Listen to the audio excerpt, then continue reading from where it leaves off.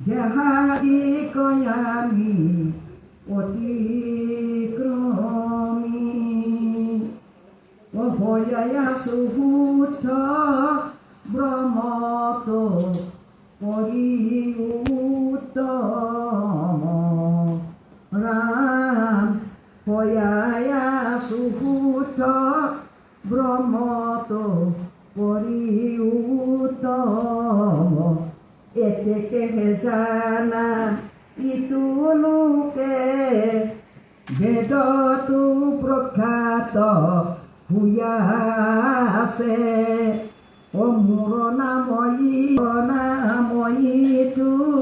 প্ৰসিদ্ধ পুৰুষোত্তম।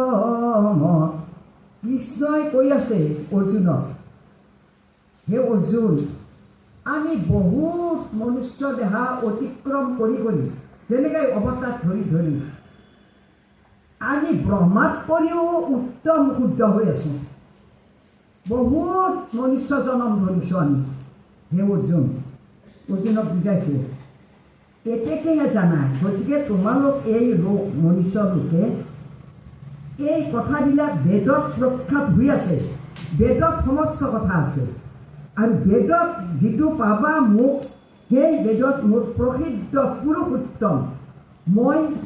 যদিও মই নৰলোকত জন্ম লৈছিলোঁ, নৰলীলা কৰিছিলোঁ, তথাপিতো মই ব্ৰহ্মাতকৈও উত্তম হৈ আছোঁ। মোৰ নাম এইটো প্ৰসিদ্ধ পুৰুষোত্তম, উত্তম পুৰুষ মই।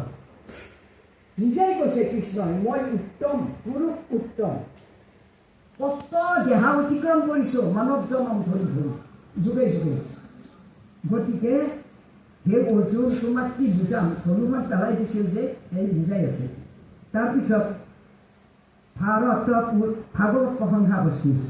ভাৰত পুৰাণ আদি যত প্ৰকাশ কৰয় নানামত যত মহাজন খবৰ সভা মধ্যত ৰাম যত মহাজন খবৰ সভা মধ্যত পৰম আনন্দ ৰসময় কৌটি সূৰ্য সম প্ৰকাশয় মহাভাগৱত নুমন্ত যাৱে বেকত ৰাম মহাভাগৱত নুমন্ত যাৱে বেকত।